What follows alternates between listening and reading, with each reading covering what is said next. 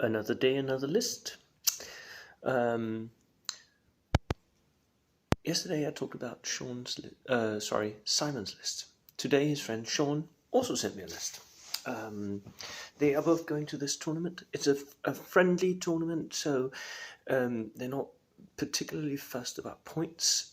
So Shaun has sent me a 16 order dice, 1,050 point, which in Europe would never go, even in friendly tournaments. So, but I'll go through the list. I may even make suggestions for where to cut some points so that you get closer to the 1,000 points. As I mentioned, it's a 16 order dice platoon. It's a Finnish platoon, and I know a lot about the Finns. Not that I played them, I haven't, but I played against a lot of Finns, and they are really, really good. And Shaun here is doing some of the things that makes Finns really good, playing into those special rules. But I think you could do even more, Shaun. But since it's a friendly tournament, your list, as it is perfectly valid, perfectly good. There's nothing wrong with it at all. Let me just get that out of the way. So, let me talk you through the list, give my suggestions for what I would do different. Right. Shaun starts out with a regular second lieutenant, the tax you pay. I do that as well. And then he has 2 continuation war rifleman squad, 6 men in each, and they have 1 Panzerfaust. These are needed because there's very little anti-tank in this list. So if the enemy brings any tanks at all, Shaun is going to be in trouble.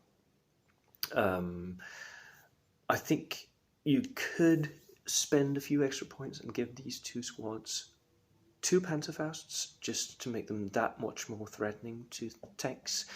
But they are perfectly fine. And Shaun is doing one thing that I really like.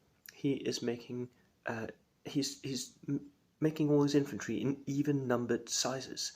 That is brilliant because when Finnish units lose half their men, they become 1 better in veterancy. So having an even number makes it so that you're often like 1 man sooner you will get to be veteran. So these regular dudes, that I like that. I think perhaps I would have run them as 8-man squads instead of 6-man squads. 6 men is just, it's not very threatening. They're mostly there for the Panzerfaust, right? And that is what it is.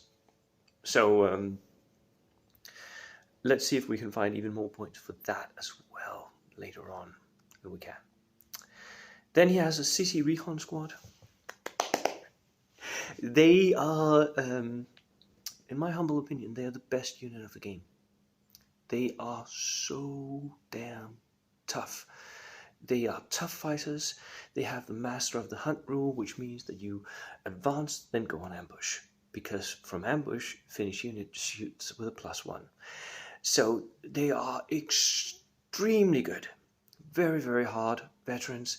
6-man units or 8-man units, one of those sizes is what I would go for always with these CC Recons. And I'll even say this.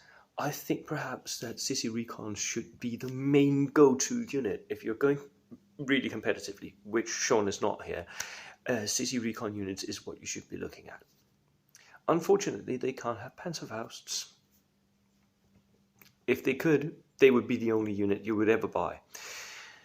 Then he has a Jikari light infantry squad, veterans again, 6-man again, 1 Panzerfaust. This is to get that 1 unit in with the Panzerfaust. They have submachine guns.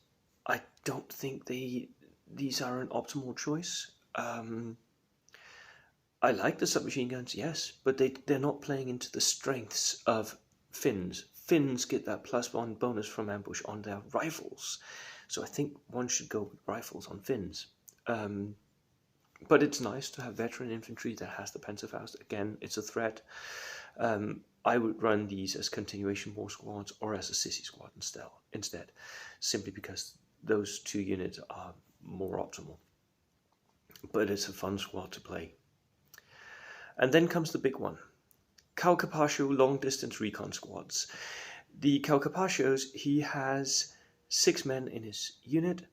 They're all equipped with anti-tank grenades, they're all fanatics, they're all medics, they can do the deep strike where they come on from the enemy's board edge. They all have rifles in addition to their submachine guns. They are the strongest unit in the game. Why are they not the best? Because they are so damn expensive. 6 man costs 144 points. I can get 10 Gurkhas for way less than that. So, points for value, the Capacious are not worth it. What will quite often happen is that the Capacious will come on from the enemy's board edge behind an artillery piece, a howitzer. They will shoot it down, murder it, and then they'll get shot down by the enemy. So you're trading 1-to-1 quite often. 1 Capacious unit for 1 howitzer. That is not worth it. Not usually.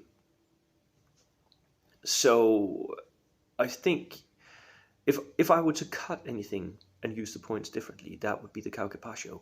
They are really fun to play, and new players will think that you're cheating with the rules, but for a fun tournament, yes, go Capacious. Go and show your skills and your special rules off. For a competitive tournament, I would not. They are not worth the points competitively. Then Shaun is bringing a sniper team, Master of the Hunt. You might even make this veteran. That would make him more survivable and better at handling the sniper versus sniper duels that will crop up. Because your sniper is so much better than the other snipers already, then why not make him veteran and make him more survivable? So it's not just who gets the first order die and shoots first, but yeah. Anti-tank rifle team. I think this is a good idea because you haven't got enough of anti-tank capabilities in this list. Medium mortar, spotter, always a favorite. Everyone loves it. Medium howitzer, spotter, favorite, love it. And most often in Finnish armies, you need that artillery to be behind your troops and just shooting, indirect shoot. So that's really good. Armored car, BA-10, which has recce and is unreliable. If there's one point where you can cut, if you're keeping the Capacious, this is it.